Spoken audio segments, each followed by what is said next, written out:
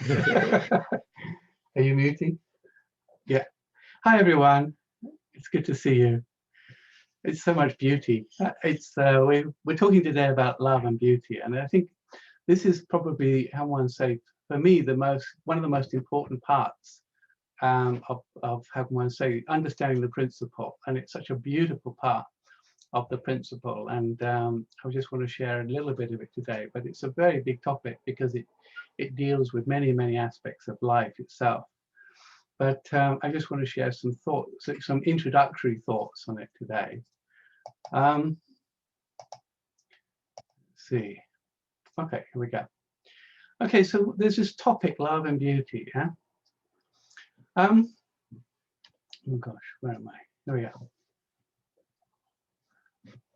Okay, so anyway, we have, as unificationists, people I come over the years, I've come to try to understand that one of our primary goal is to try to channel, like let the principle flow through us, and the principle of creation especially, like flow through us as a means that it is the only path to build a world of peace and co-prosperity. I've kind of looked at this very deeply in different forms, and I realize it's really true, and it's a long story, but here we have this idea that if people become like temples of God, if we're like fruitful people, like who can be fruitful with their lives, and do something useful and enjoyable to be around, and mature, this kind of idea of fruitfulness.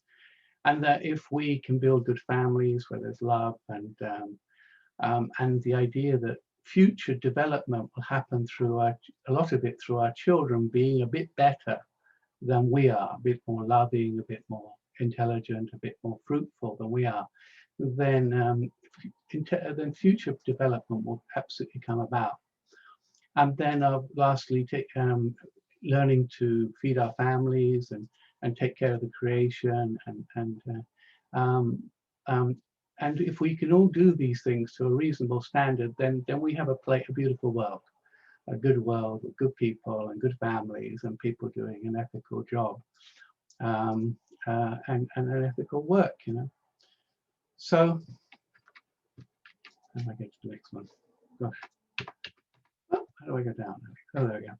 Right, but before this section on principle of creation, the three blessings, there's a section called Love and Beauty, section 413. It's just before it, and it's very important to understand that this comes just before the four-position foundation.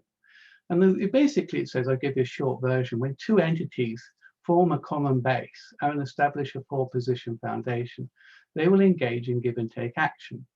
In accomplishing this, the emotional force that the subject partner gives to the object partner is called love. And the emotional force that the object partner returns to the subject partner is called beauty. The purpose of love and beauty is to enable two wholesome beings to establish a four-position foundation and realize the purpose of creation. By sharing love and beauty with each other, they join in harmonious oneness. Okay, so it's really important to understand that this comes just before these diagrams.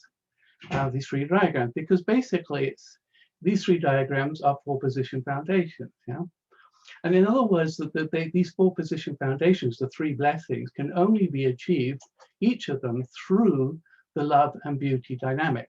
In other words, that love and beauty are an essential core part of each of the three blessings. How do I go down? Here we are. Okay, so the first blessing is basically, what is it? How do I grow to become a fruitful human being? I find beauty, things I appreciate in, some task, a hobby, something educational, something stimulates me in that task or a hobby, and it triggers me, it comes back, it gives something to me, some beauty, and that encourages me. It encourages me to grow, to give of myself, to become increasingly fruitful. So I might go and study something I really like. I see something beautiful in what I like, what I'm studying, and that encourages me to study. or I do a hobby like football, and it encourages me to, which I like, and it encourages me to become a team player and healthy and fit.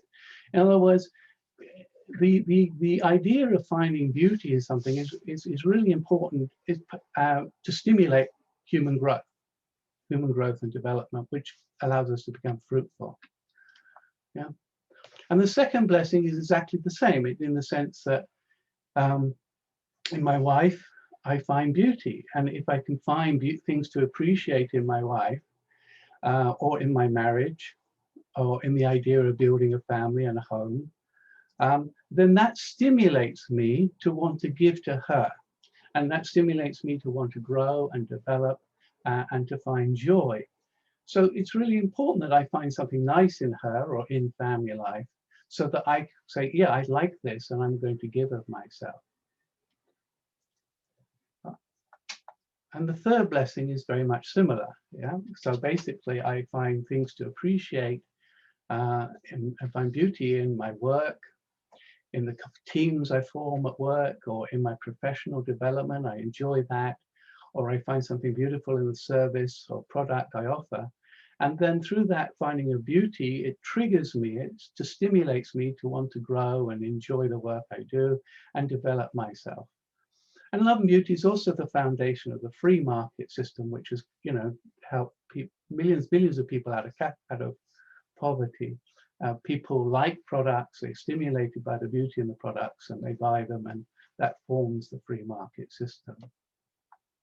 So the love and beauty forms an essential aspect of being able to live the three blessing lifestyle.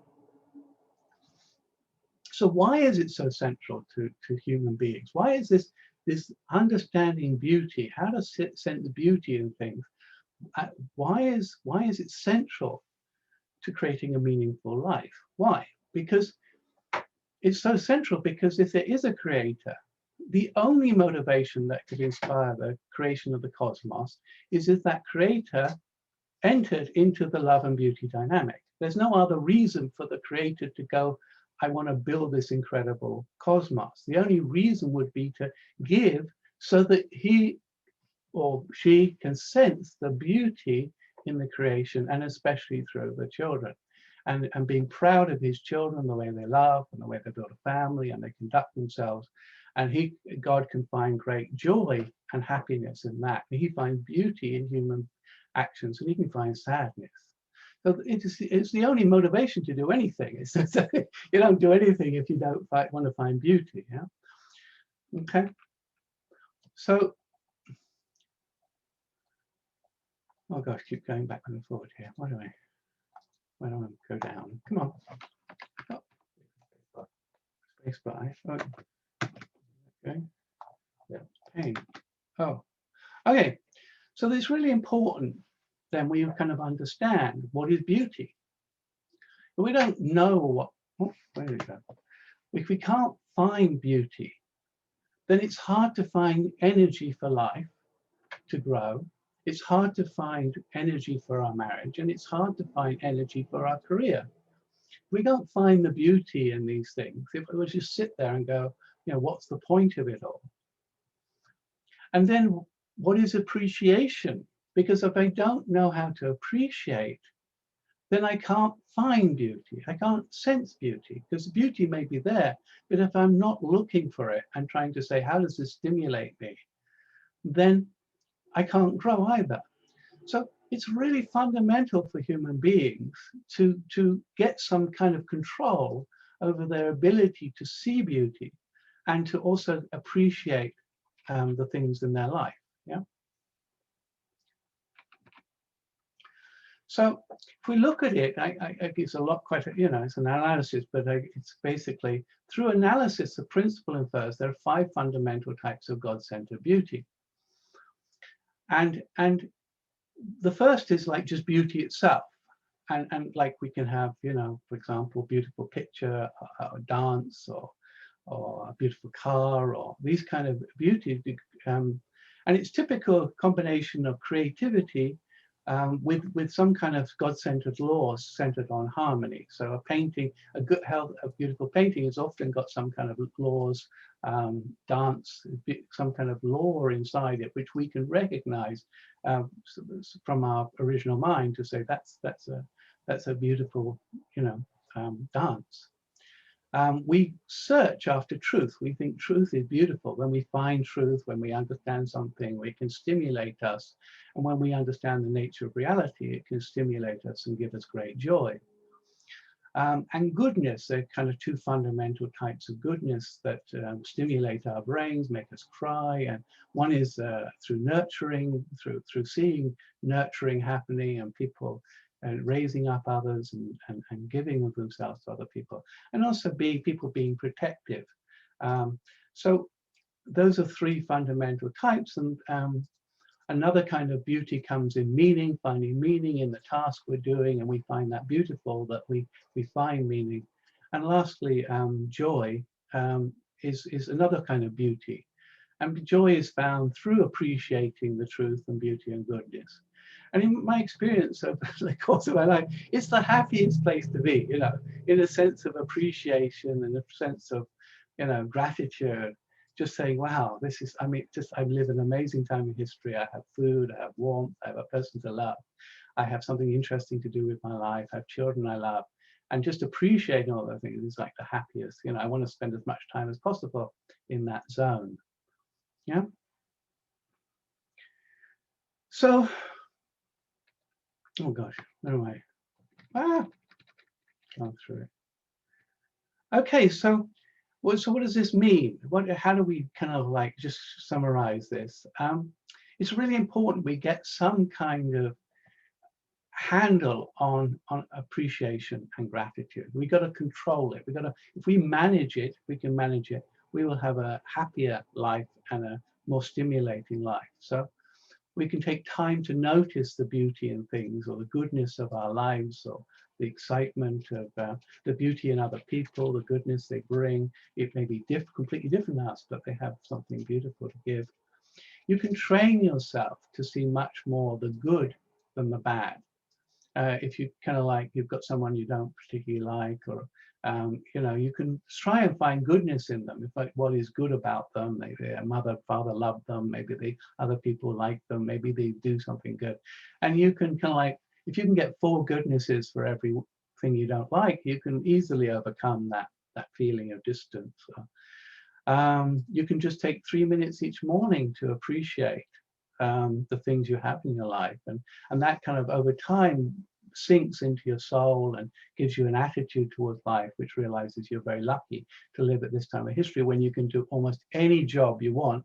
If you're born 100 years ago, almost all of you would be farmers, or something, living in poverty and have health issues maybe, and how miraculous it is that you live in today's world. You can write down the good, in your life, and you can make the list longer and reflect on it and try to embody that feeling of, wow, this is really a special. I'm very lucky, or my partner's really wonderful, or the people I work with, they have some really good qualities, and that gives you a better, more positive attitude. You can be even in a job you don't like, you might, and you can say, well, what else can I do here? How can I bring more beauty or goodness or truth into that job? I might be nicer to the client. I might speak to people and lift their day up. I might do something special, and you would get more joy out of the job, even if you didn't really like it. You would at least have some control over the joy you created. And if something goes wrong with somebody you like, in general, you can try to get back to appreciation as soon as possible. Try and find something nice to say about them, as just to say whatever happened was nothing. I care about you more. So there's all kinds of ways we can manage appreciation in our lives, and it's very important we do so. And then we can stimulate ourselves to grow and become like temples of God. So I have lots and lots of other things I say, but I'll leave you with that. Thank you. You can get some questions then. Yeah, I can do questions. Yeah. You keep it in the Oh, chat. wait. How do we get out of it? Stop sharing. Hi, everyone. I hope you thought this was okay.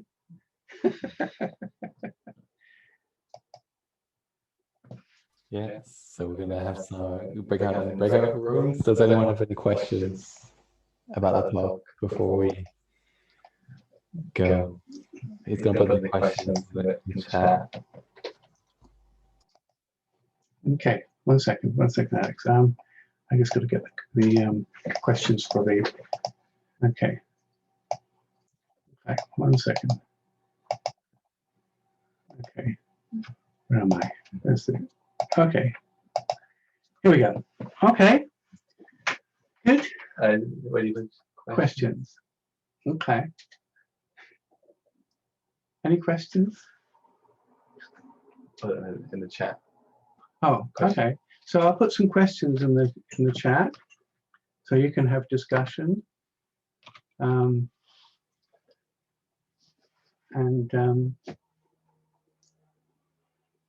something like that. Okay. Yeah. So the discussion groups will be 40 minutes. So yeah, okay, so we got 4 questions. Yeah, share what you like about your country. That's really interesting. Okay, it's beauty or goodness or it's sensibleness, or please share anything about you appreciate about your parents or the movement or somebody else in your life. Consider your personal gifts. Consider what do we consider a meaningful life? If considering your talents and gifts, how would you see a meaningful life? And do you have any habits that help you control your sense of appreciation? Okay, so those are kind of 4 questions. Okay.